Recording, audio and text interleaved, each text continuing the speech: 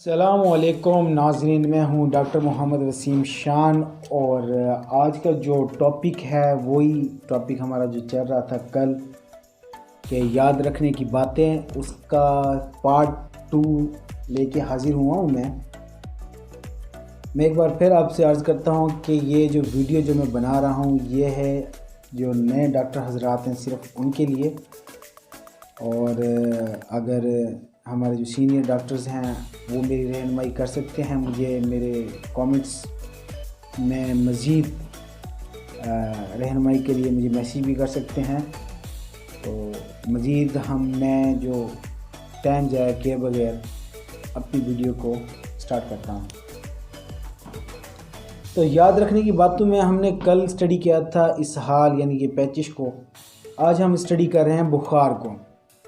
तो बुखार को एक चीज़ आप याद रखें कि मैं जो इस टॉपिक का जो मैंने नाम रखा है याद रखने की बातें, इसमें सिर्फ वही मैं मेन मेडिसिन आपको बताऊंगा जो बहुत ज़्यादा इस्तेमाल होती हैं, जो क्लिनिक की ज़रूरियात हैं।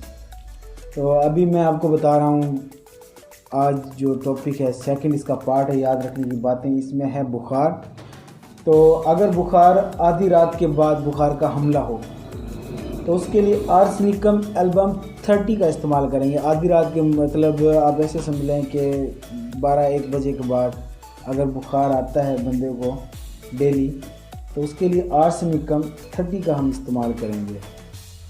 और उसके अलावा अब हम नेक्स्ट पे जाते हैं कि अगर बुखार सुबह 9 बजे के बाद सर्दी दे के आता है, याद रखें टाइम सुबह 9 बजे के बाद अगर बुखार सर्दी देकर आता है तो उसकी दवाई बनेगी नेट्रम्यूर। नेट्रम्यूर को हम 200 में इस्तेमाल करेंगे। लेकिन इससे आपको एक और बात बताता मैं चलूँ कि नेट्रम्यूर को दौरान बुखार यानी कि बुखार की सूरत में हम इसको यूज़ नहीं करेंगे, इसको इस्तेमाल नहीं करेंगे। या तो बुखार का दौरा ख़त्म हो जाए या बुखार के दौरे से पहले हम नेट्रम्यूर को यूज़ करेंगे। अच्छा, अब काफ़ी जो स्टूडेंट्स हैं या नए हजरात हैं वो ये सोच रहे होंगे यार अगर बुखार के चढ़ने से पहले हमें क्या पता कि बुखार चढ़ेगी। तो बात ये है भाई मेरे कि अगर पहले दिन दूसरे दिन जो आपके पास पेशेंट आता है वो बताते हैं कि अगर बुखार हमें डेली सुबह 9 बजे चढ़ता है, तो आप ये समझ लें कि उसकी जो मेडिसिन होगी वो नेट्रम्यूर होगी और उसको आपने 200 में सिर्फ एक खुराक देनी है। तो अगर आप 200 की 2-3 पुड़ियाँ बना दें डेली, उसको कह दें आप एक यूज़ करें, तो इंशाल्लाह 2-3 खुराकों में बुखार ख़त्म हो जाएगा। अच्छा, नेक्स्ट हम चलते हैं कि बुखार रात 9 और 11 के दरमियान, साथ में मतली।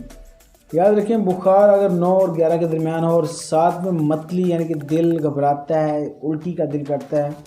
अच्छा, उल्टी और मतली में थोड़ा फ़र्क है थोड़ा बहुत, वो मैं बता दूँ आपको कि मतली का मतलब है कि दिल ऐसा करता है कि अभी उल्टी आएगी लेकिन उल्टी आती नहीं है। लेकिन जो उल्टी है वो और चीज़ है, मतली और चीज़ है। तो अगर दिल घबराए, उल्टी आने का दिल करे और बुखार 9 और 11 के दरमियान में हो और वो हो टाइम रात का, तो एपिकॉक उसकी मेडिसिन बनेगी। अच्छा, दिल या मतली की जो भी बीमारियों में जहाँ भी मतली का जिक्र आएगा, जहाँ मतली की बात होगी, आप समझ लें कि फर्स्ट जो मेडिसिन होगी वो होगी एपिकॉक। अच्छा, अगर बुखार दोपहर के करीब सर्दी और गनूदगी हो, यानी बुखार दोपहर को आए 12 बजे के बाद सर्दी और गनूदगी हो, तो आप याद रखें कि उसकी जो मेडिसिन बनेगी वो बनेगी जल्सीमियम। जल्सीमियम आप 30 में इस्तेमाल करें। और याद रखेंगे बुखार का जो दौरानिया होता है वो दोपहर को अगर आता है बुखार, तो उसकी दवाई बनेगी जल्सीमियम। अच्छा, उसके बाद अगर बुखार शाम 4 बजे के करीब आता है, याद रखें अगर बुखार शाम 4 बजे के करीब आता है तो उसकी जो दवाई बनेगी वो बनेगी प्लेस्टेला। प्लेस्टेला को भी आप 30 में यूज़ कराएं। अच्छा, अगर बुखार हर तीसरे दिन, 2 दिन छोड़ के हर तीसरे दिन अगर बुखार आता है तो उसकी मेडिसिन बनेगी नेक्सवामिका। और नेक्सवामिका को भी आप 30 में यूज़ करा सकते हैं। इसके अलावा अगर बुखार भीग जाने से बुखार हो जाए तो उसकी दवाई बनेगी रेस्टॉक्स। अच्छा, रेस्टॉक्स का जो मेन मकसद मैं आपको बता दूँ, बुखार हो या ना हो, अगर भीग जाने से जोड़ों में दर्द हो, XYZ भीग जाने से कोई भी तकलीफ़ आपको स्टार्ट हो, तो आप ये याद रखें, अपने जहन में बात याद रखें कि रेस्टॉक्स उसकी फर्स्ट दवाई बनेगी। भीग जाने से अगर बुखार हो, बंदा बारिश में वापस आ गया है और उसके जोड़ों में दर्द होना शुरू हो गया, तो उसकी जो दवाई बनेगी वो बनेगी रेस्टॉक्स। उसके बाद अगर सर्द गर्म होने और बुखार हो जाए, सर्द गर्म होने की वजह से अगर बुखार हो जाए तो उसकी बनेगी दवाई ब्राईओनिया।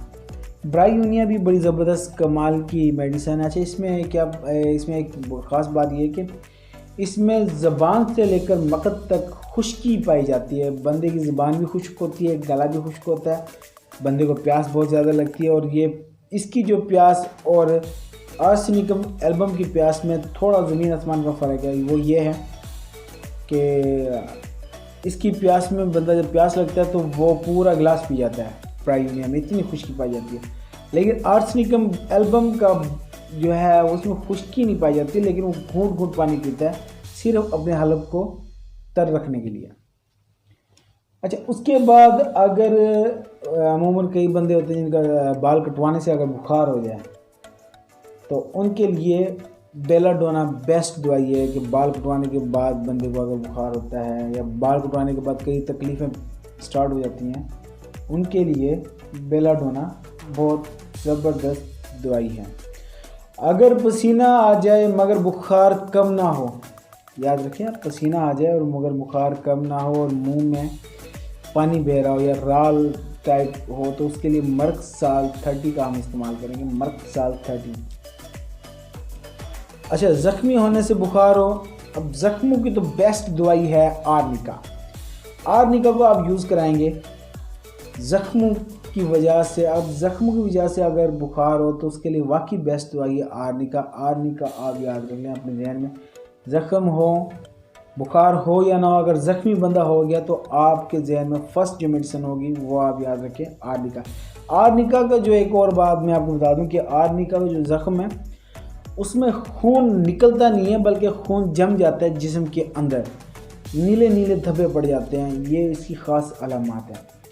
अच्छा, उसके बाद अगर चेहरा सुर्ख, आंखें सुर्ख और गर्म, हाथ पांव ठंडे, माथा गर्म हो, तो उसकी दवाई बनेगी बेलाडोना। बेलाडोना अमूमन इसकी जो आप ये समझ लें कि हाई ब्लड प्रेशर में भी यही कंडीशन होती हैं, तो उसमें भी आप बेलाडोना का इस्तेमाल करवा सकते हैं। लेकिन इसकी जो ख़ास अलामत वो ये है कि चेहरा सुर्ख, आंखें सुर्ख, हाथ पांव ठंडे, बुखार की सूरत में हो तो बेलाडोना बेस्ट मेडिसिन है इसके लिए। अच्छा, अगर मुकर्ररा बारी, यानी कि मुकर्ररा बारी का मतलब आप ये समझ लें कि रात को अगर बुखार हो और अपनी बारी पे बुखार आए तो उसके लिए आप इस्तेमाल करेंगे चाइना सल्फ। चाइना सल्फ आप उसको 6x में इस्तेमाल कराएंगे।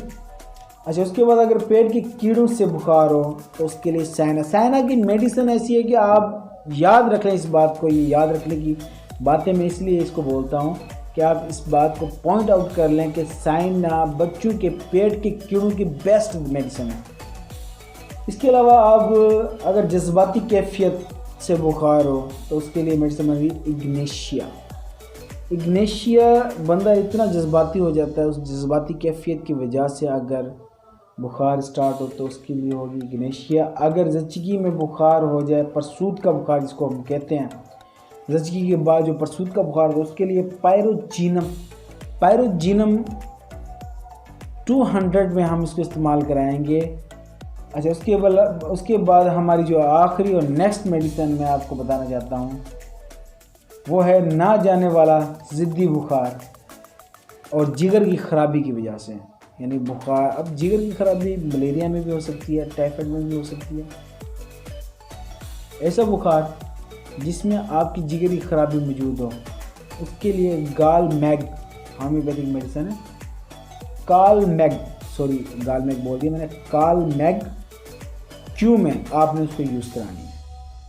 आज के लिए इतना ही टॉपिक काफ़ी है और इंशाल्लाह हम नेक्स्ट मिलेंगे नेक्स्ट टॉपिक के साथ। और आप डॉक्टर वसीम शान को इजाज़त दीजिए, दुआओं में याद रखें। अल्लाह हाफिज़।